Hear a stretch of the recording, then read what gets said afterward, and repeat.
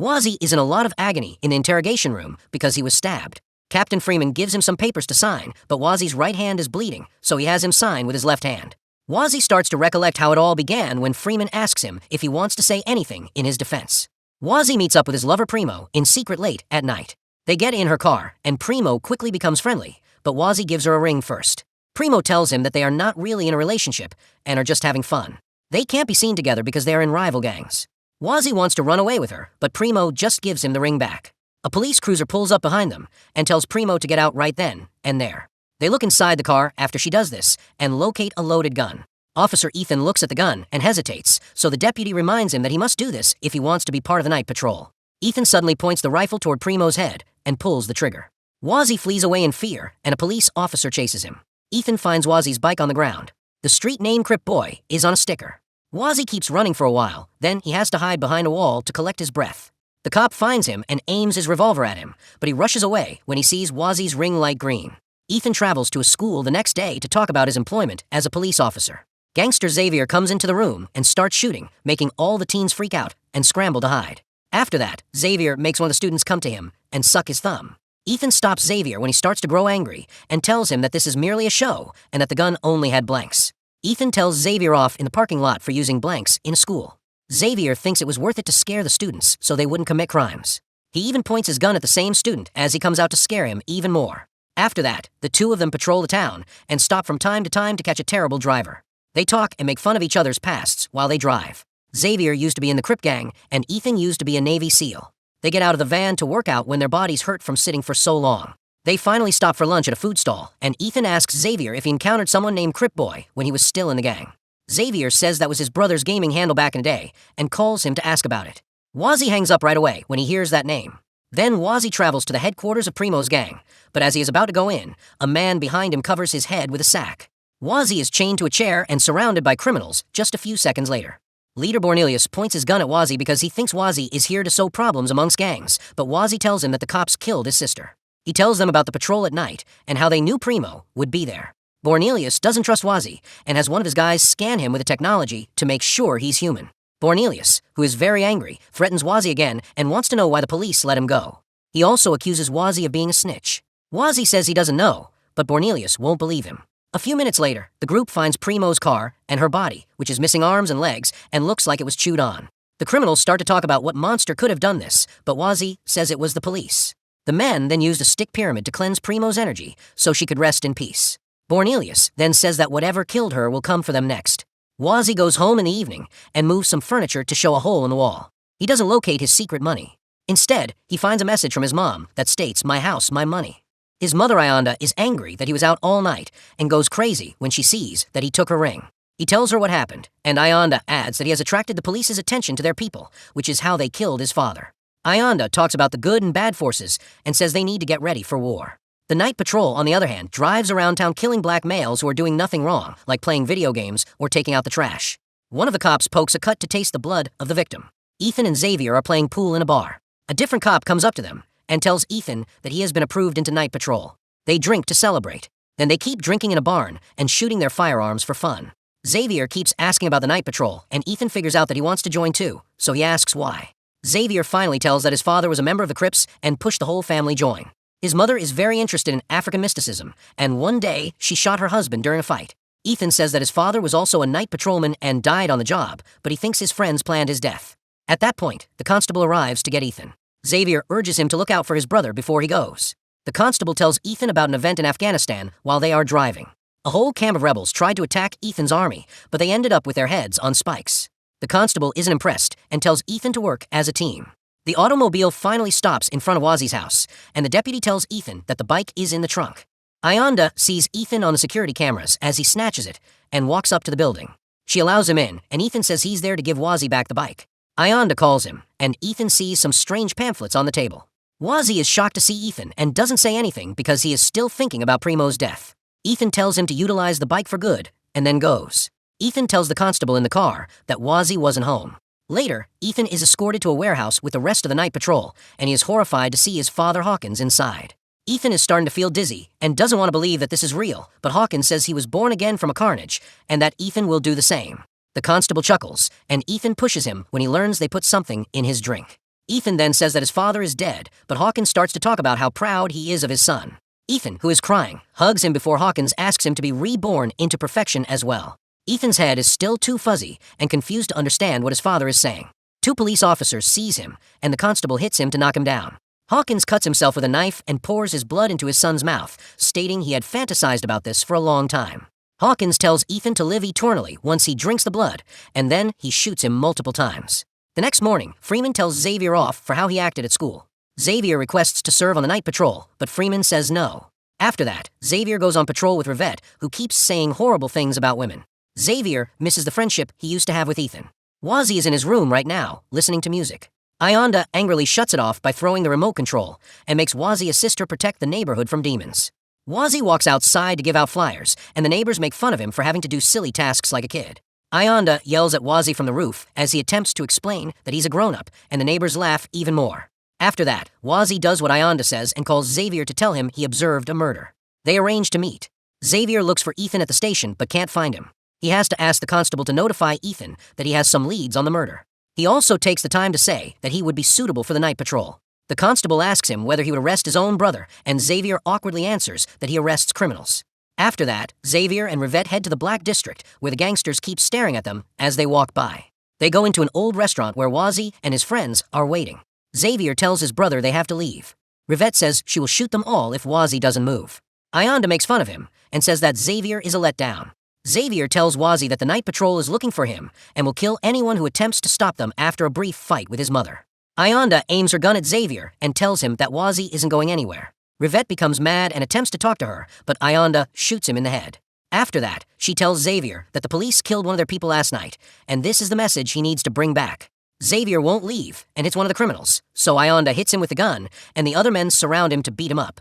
Wazzy then telephones Bornelius and tells him that the cop who killed Primo would be on duty in the town tonight. Wazzy's mother thinks she can stop him using voodoo, but Wazzy is scared that she'll kill them all, so he asks Bornelius to bring his soldiers for extra safety. As the gang gets all of their weapons out of storage, Ionda makes Wazzy help her build several kinds of protective shelters to keep the neighborhood safe. In the evening, the night patrol meets in a warehouse, where Hawkins gives them a lecture telling them to show no mercy to their target. Hawkins uses his unusual eyesight to look at Ethan's heart and advise him to get up, even though he is still comatose on the floor. Ethan wakes up after that and still feels disoriented. He tries to focus while his father informs him that God formed him in his image and gives him a pair of metal teeth.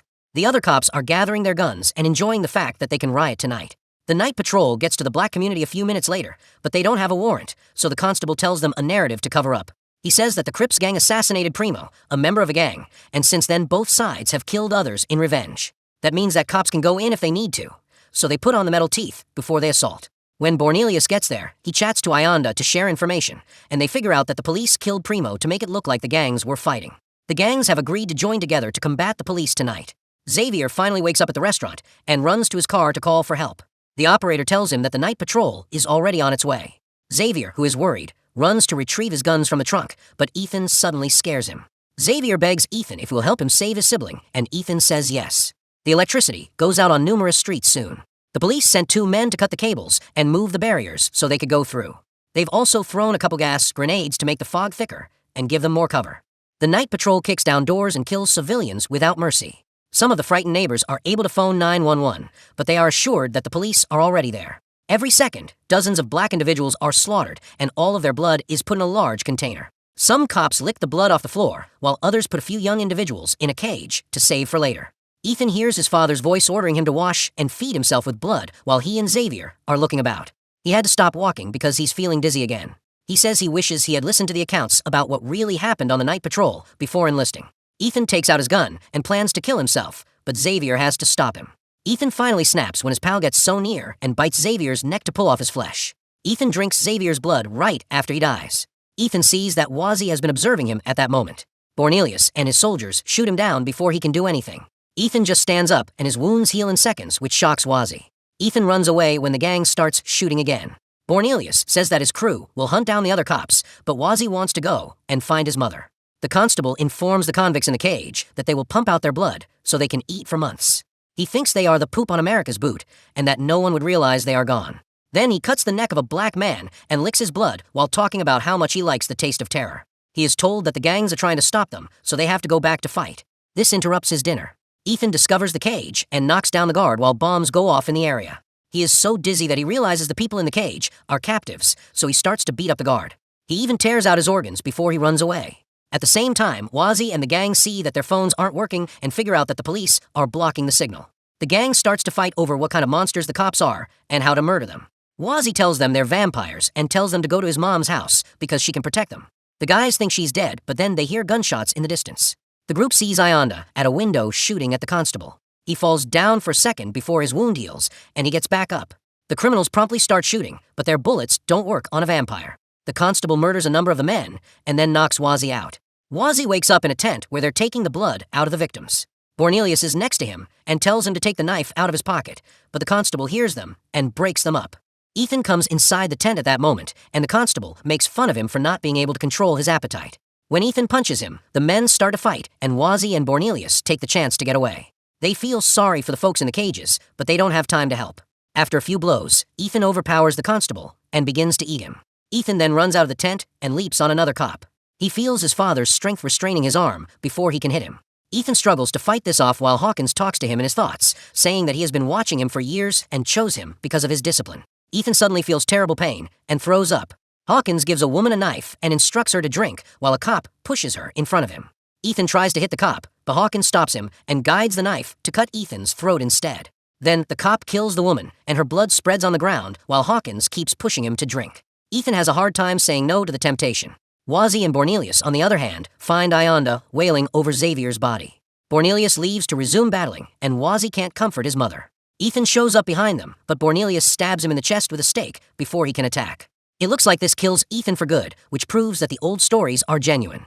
Ionda says that the ring and other old things from their culture can keep them safe. She even warned everyone about vampires in the booklet, but no one read it. Hawkins keeps talking to Ethan in his head to attempt to wake him up. Wazzy gets a shovel and breaks the handle to make 2 stakes. Ionda says they need to get back to their origins and that she has the best weapon in her flat, so they get going.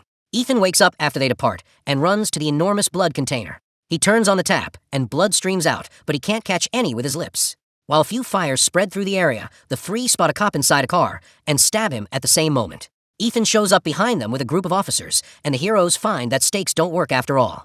Bornelius forces Wazzy and Ion to run, and when the police get close enough, he sets off a bomb he had hidden in his clothes. A large explosion kills a few officers, but it's still not enough. The other cops start after Wazzy and Ionda, and they cut them numerous times before the 2 of them get away and hide in the flat. The police and Ethan, who has the deputy's head, meet outside. When he starts to talk, it becomes clear that Hawkins is in charge of him. Hawkins tells Ionda that they had a deal. If she kept her voodoo crap to herself, his squad would leave her people alone. The agreement is off since she employed voodoo tonight. Ionda thinks this is hypocritical because the police killed them initially. Hawkins then says that Wazzy's dad was a vampire and that he would sometimes work for the night patrol in exchange for blood. Ionda says they had her kill her husband, but she did it to protect her sons and would do it again. Ionda gives Wazzy her ring and encourages him to fight because she is too weak to keep going. The police light a flare and threaten to set the building on fire. Wazzy goes to the closet to look for the rare weapon his mother told him about, but all he finds is a ceremonial dress with a spear. He turns back to ask questions and sees that his mother is dead. The ring starts to sparkle as Wazzy tears, and he finally gets it. A few seconds later, Wazzy comes out of the flat in the ceremonial garb. The spear in his hand is also shining, which makes all the vampires back off. Ethan kneels down and explains he's been controlled, but he's really a wonderful guy. Wazzy tells him that he killed everyone he loved, but just as he's about to attack, Hawkins takes control of Ethan again and stops the spear. He throws it on the ground to break it, and then he knocks Wazzy down. Wazzy then grabs the bright tip of the spear and starts to attack again, but Hawkins stops him by grabbing him by the neck. His mouth gets huge, and he starts to float. Soon they're soaring over the town. Wazzy can't move the hand with the spear tip, so he starts pounding his enemy with the ring instead. After a few hits, Ethan blows up, and both bodies fall to the ground. A little while later, Wazzy arrives in the police station with the spear tip stuck in his body. This happened by accident when he crashed. Freeman won't call a doctor until he gets more information, so Wazzy tells him what happened. Freeman, on the other hand, isn't startled and says that vampires have been in the force for a long time. Freeman tells Wazzy that he doesn't care about race, he simply cares about keeping the police safe. He leads Wazzy to a different room, where the spear point starts to glow. Hawkins shows in and says he will get his revenge, but Wazzy responds quickly and stabs him in the face with the spear point, which makes him blow up. Wazzy gets ready to battle since more vampires come into the room. Don't forget to like, share, and subscribe, and put on the notification button for more.